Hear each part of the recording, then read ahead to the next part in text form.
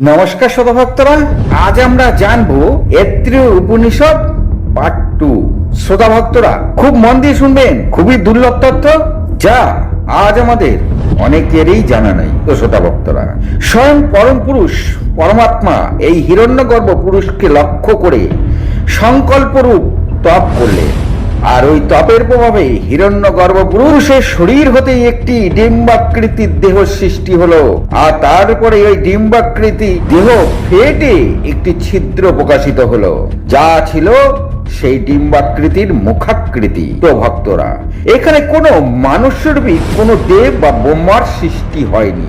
তবে কি ঘটেছিল তা খুব মন দিয়ে শুনবেন, খুবই দুর্লভ তথ্য। তো প্রথমেই সেই ডিম্বাকৃতি হতে তা ফেটে গিয়ে সেখান থেকে একটি অঙ্কুরিত মুখ ছিদ্র প্রকাশ হয়। আর ওই মুখাকৃতি থেকে বাক ইন্দ্রিয় সৃষ্টি হয়, অর্থাৎ বাক হলো, খুব সহজ বুঝলে, শব্দ বের হয়। এরপর ওই বাক ইন্দ্রিয় থেকেই অগ্নিদেব প্রকট হন। তো ভক্তরা, ওই ডিম্বাকৃতি হিরণ্যগর্ভ পুরুষ ধীরে ধীরে নিজেকে বিস্তার করতে থাকে। আর এরপরে দুটি নাসিকা ছিদ্র প্রকাশিত হয়। শ্রোতা ভক্তরা, ভাবতে গেলে অনেক কিছু, ঠিক যেভাবে এক নারীর গর্ভে বাচ্চার সবকিছু অঙ্গ প্রত্যঙ্গ সৃষ্টি হয়, এই সৃষ্টি যেন ঠিক তেমনই। কি আশ্চর্য! সৃষ্টিয়া গর্ভ ধারণং বাল জন্মোচ্চ মিঘ গর্ভাত জগৎ সৃষ্টি এব ভবতি। তো ভক্তরা, এরপরে ওই নাসিকা ছিদ্র হইতে প্রাণ উৎপন্ন হইল, প্রাণ থেকে বায়ুদেব সৃষ্টি হলেন। এরপরে এই হিরণ্যগর্ভ পুরুষের আরো দুটি ছিদ্র প্রকাশিত হলো, যাকে চোখ বলা হয়েছে। আর এই চোখ থেকে নেত্রেন্দ্রিয় উৎপন্ন হলেন। আর এই নেত্রেন্দ্রিয় উৎপন্ন হবার পরেই সূর্যদেবের সৃষ্টি হলো। আর এইভাবেই একে একে হিরণ্যগর্ভ আরো দুটি ছিদ্র প্রকাশিত হলো, যাকে কান বলা হয়েছে।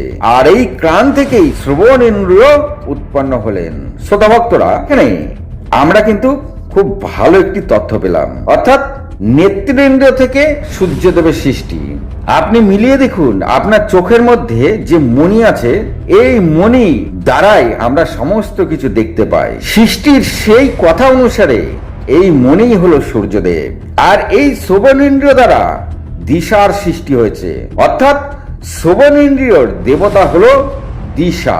অর্থাৎ শব্দ কোন দিক থেকে আসছে তা এই কানই ঠিক করে। এরপরে হিরণ্যগর্ভ পুরুষের ত্বকের সৃষ্টি হলো। আর এই ত্বক থেকে রোম উৎপন্ন হলো। আর এই রোম থেকে বৃক্ষের সৃষ্টি, আর তা থেকে ঔষধীয় বনস্পতি উৎপন্ন হলো। এরপর ধীরে ধীরে হৃদয় প্রকট হলো। আর হৃদয় থেকে মনের সৃষ্টি হলো। তো ভক্তরা, হৃদয় থেকেই মনের আবির্ভাব, আর মন থেকে চন্দ্রমা উৎপন্ন হলে। আর এরপরে এই হিরণ্যগর্ভ পুরুষের নাভি উৎপন্ন হলো। আর নাভি থেকে অপান বায়ু সৃষ্টি হলো। তো ভক্তরা, এইখানে কথাটি খুব মন দিয়ে শুনবেন, অর্থাৎ এখান থেকে আমাদের পেটে যে বায়ু উৎপন্ন হয় তা নাভি থেকে উৎপন্ন হয়ে থাকে। হরে কৃষ্ণ। আর এই অপান বায়ু হতেই মৃত্যু দেবতা উৎপন্ন হলেন। ভক্তরা, এখানে একটি কথা একটু বলে নেওয়া দরকার। আমাদের প্রাণরূপী যে বায়ু, তা হলো এই অপান বায়ু। আর তিনি আমাদের শরীরে সবকিছু এক জায়গা থেকে অন্য জায়গায় নিয়ে যাওয়ার জন্য কাজ করে থাকেন। তিনি নিম্ন বায়ু, এছাড়া ঊর্ধ্ববায়ু হলেন তিনি। এছাড়া আমাদের যখন মৃত্যু হয়, তখন এই অপান বায়ু প্রাণকে শরীর হতে বার করে দেন, বা তার সাহায্যেই প্রাণ শরীর থেকে বেরিয়ে যায়। আত্মানাং শরীরস্য সর্বাণি কর্মাণি অপানা বায়ুনা নিয়ন্ত্রণী সন্তি। তো ভক্তরা, এরপরে ওই হিরণ্যগর্ভ পুরুষের লিঙ্গ প্রকট হলো। আর এই লিঙ্গ হতেই বীর্য উৎপন্ন হলো। আর এই বীর্য থেকেই জলের সৃষ্টি হয়। যদি এই সমস্ত কথাটির ব্যাখ্যা করা হয়, তবে পরম পুরুষ পুরুষোত্তম এইভাবেই জগৎ সৃষ্টি করার জন্য সর্বপ্রথম তিনি হিরণ্যগর্ভ সৃষ্টি করেছিলেন। আর তা থেকে নানা অঙ্গ প্রত্যঙ্গ সৃষ্টি করবার জন্য তিনি নানা সংকল্প তথা তপ শুরু করেছিলেন। আর তা থেকে সর্বপ্রথম ডিম্বাকৃতি হিরণ্যগর্ভ সৃষ্টি হয়। আর একে একে সমস্ত অঙ্গ তিনি সৃষ্টি করেন। তো ভক্তরা, এই এত্রিয় উপনিষদের এই সৃষ্টির বর্ণনে নাসিকার কথা উল্লেখ পাওয়া যায়নি। তবে অন্য উপনিষদে এর বর্ণনা পাওয়া যায়। নাসিকা উৎপন্ন হবার পর প্রাণ ইন্দ্রিয় উৎপন্ন হয়েছিল, অর্থাৎ নাসিকা উৎপন্ন হওয়ার পরেই ঘ্রাণ ইন্দ্রিয় উৎপন্ন হয়েছিল। আর ঘ্রাণ ইন্দ্রিয় দেবতা অশ্বিনী কুমারকে বলা হয়েছে। অর্থাৎ আমরা যে ধন্বন্তরী দেবতা হিসেবে অশ্বিনী কুমারদের চিনি, আসলে ধন্বন্তরী দেবতা অন্য কেউ।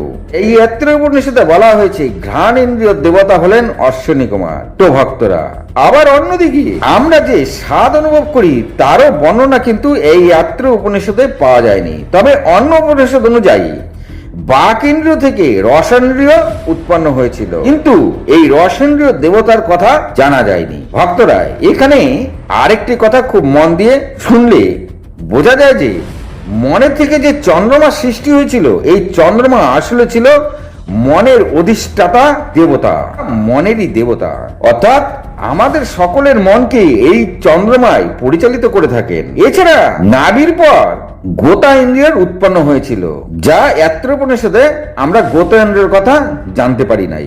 অন্য উপনিষদ থেকে পাওয়া যায় নাভির পরে গোতা ইন্দ্রিয়ের উৎপন্ন হয়েছিল, আর তারপরেই লিঙ্গ উৎপন্ন হয়েছিল। লিঙ্গ উৎপন্ন হবার আগেই গোতা ইন্দ্রিয়ের ছিদ্র প্রকট হয়েছিল। তো ভক্তরা, নাভি থেকেই অপান বায়ু উৎপত্তি, আর এই অপান বায়ু গোতা ইন্দ্রিয় দিয়ে মল ত্যাগ করবার জন্য এই সমস্ত কিছু অপান বায়ু দ্বারা পরিচালিত হয়ে থাকে। আর মৃত্যুর দেবতা অপান বায়ু দ্বারা পরিচালিত হলেও তা গোতা ইন্দ্রিয় দেবতা, অর্থাৎ গোতা ইন্দ্রিয়ের অধিষ্ঠাতা হলো মৃত্যু দেবতা। এরপরে লিঙ্গের উৎপত্তি, আর তা থেকে বীর্য, আর তা থেকে জল।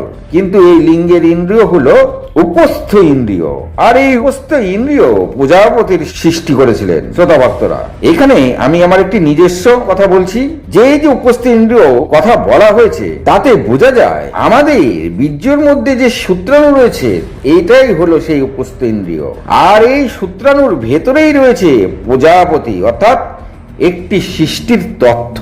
যথা বীজে সর্বসাম বিখ্যানম সূচনা ভবতি তথা অনু সর্বলোকস্ব সূচনা ভবতি।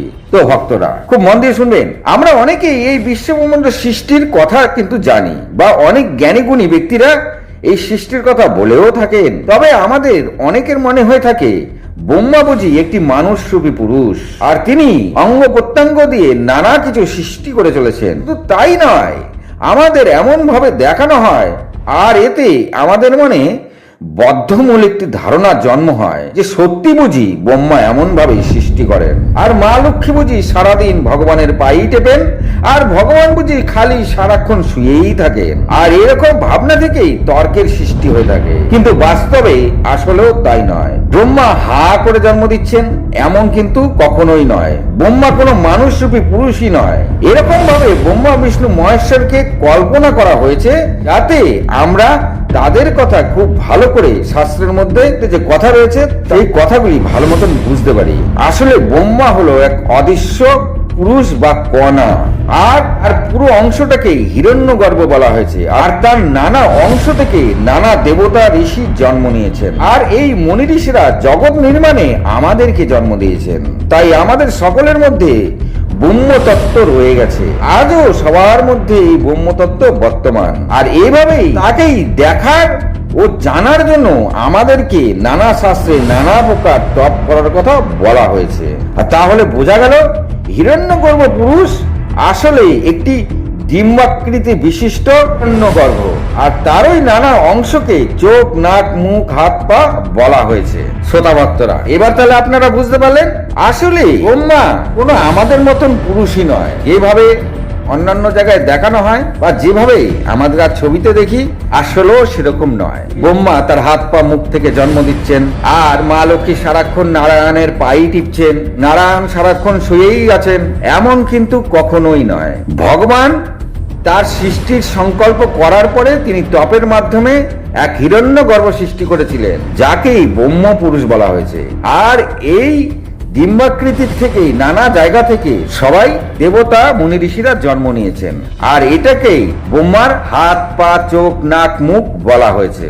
বোঝা গেল এবার? তো শতভক্তরা, আমাদের মনে যে বদ্ধমূল হয়ে আছে ব্রহ্মা তার চোখ নাক মুখ দিয়ে জন্ম দিচ্ছেন, আর তার যে আকৃতি আমাদের মধ্যে এক মানুষ রূপী রয়েছে, সেটা ধীরে ধীরে কিন্তু এরকম আজ থেকেই ভাবা বন্ধ করে দিন। আসলেও ব্রহ্মা কোনো আমাদের মতন মানুষরূপী শরীর দ্বারা তিনি সৃষ্ট নন। তাই এই জগতের সমস্ত বস্তুতে তথা বৃক্ষ, প্রাণী জগৎ ও নক্ষত্র সমস্ত কিছুতে এই ব্রহ্মতত্ত্ব রয়েছে। এইবার বুঝতে পারছেন?